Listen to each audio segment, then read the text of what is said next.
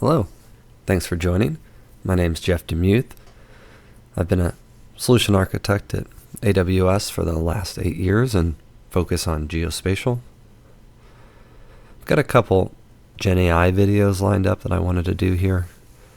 The first one is the video today. It's going to be about using Gen AI essentially to create SQL queries to query your geospatial data lake. And this workflow is all kind of seamless, so it's not just asking an LLM to give you a SQL query. It's asking an LLM to show data on the map, or and it's going to invoke it's going to not only generate the query, but run the query against the data. So you can see on my application here, zoom in a little bit more. So I've got a couple utility data sets here. So I've got like fire hydrants, water tanks, valves, transmissions. I had the default, one of the default ArcGIS geometric data sets. It's got a bunch of water assets and water lines, and then took the tables that had asset data in that data set and exported them so that I could create a data lake. There's a couple ways to do that. I just ran the export button. I think I exported them to GeoJSON.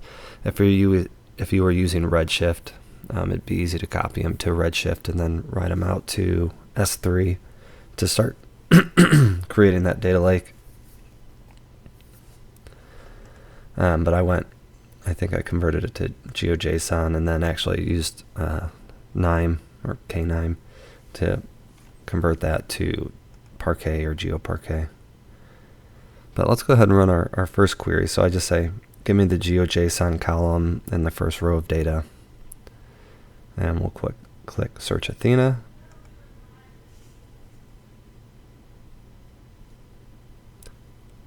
And this query will take 5-10 seconds to run. It's not lightning fast because there's a lot going on here, which I'll explain in a second.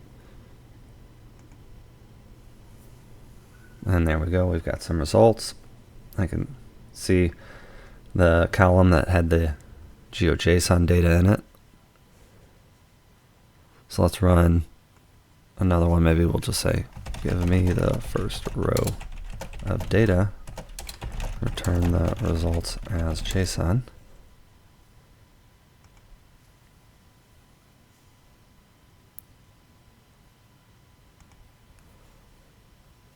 And here we go. We can see all the different columns. So there's a symbol, a type, the date that this fire hydrant was installed,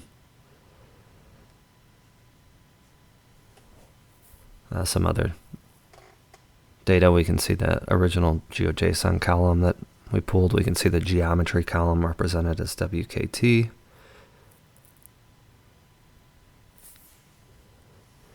So now let's get a little bit fancy. So now we can use natural language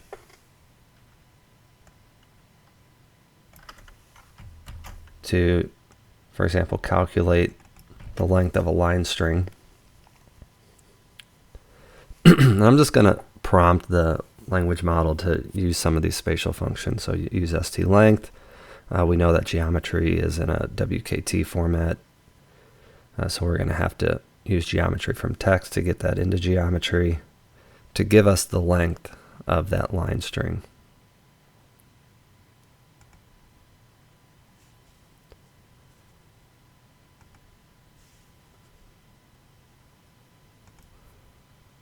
And there we go. It comes back with 550 feet.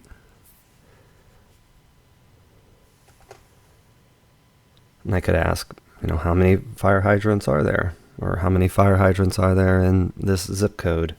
Or, radius of some geometry point.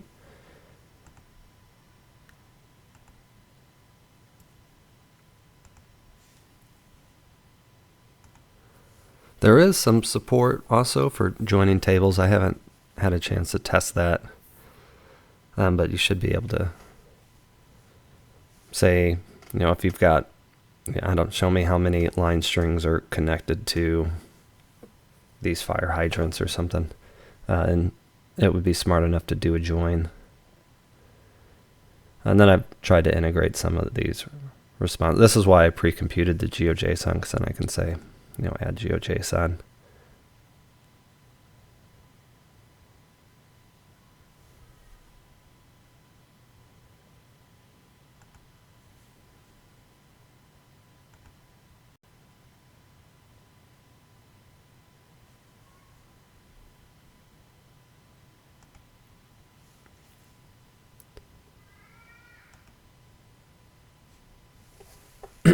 There we go. We added a hydrant to the map.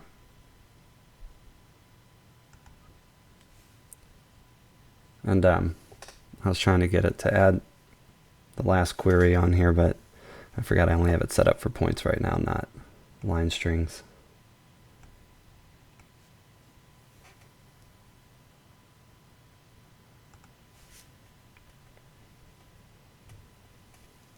And I also have it set up right now to just add a single point.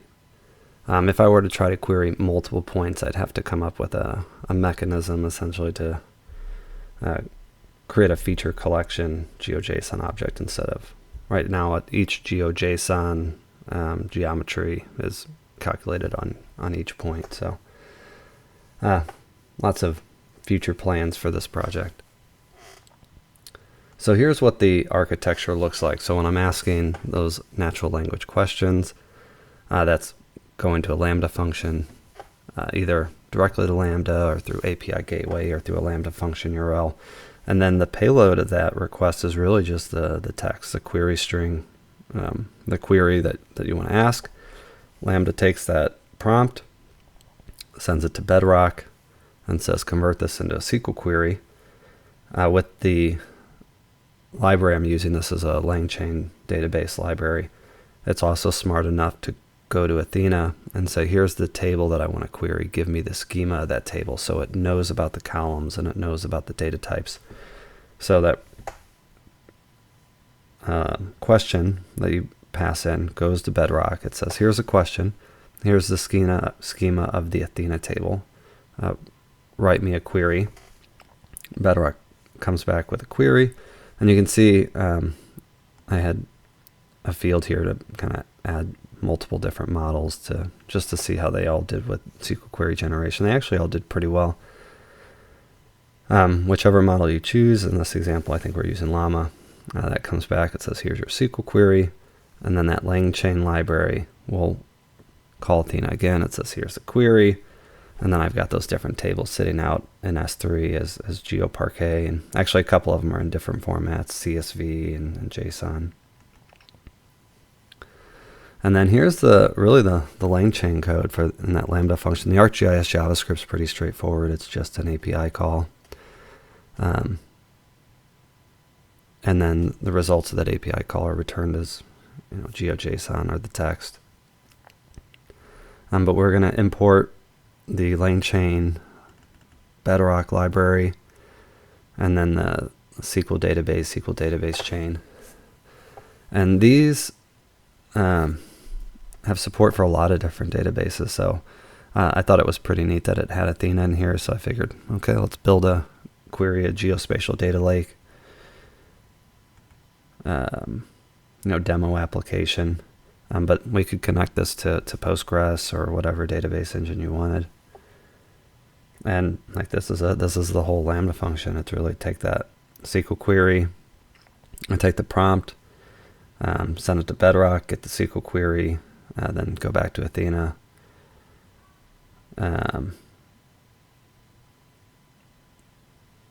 And return the results back to the ArcGIS JavaScript application.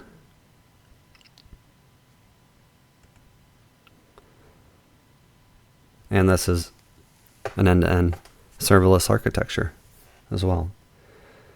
So that's all I had for today. I've got a couple other Gen AI demos that I'm working on. So the next video, I'll try to do the next video here shortly. I was basically using a vector database and loading imagery metadata in it to search and add that data to a map.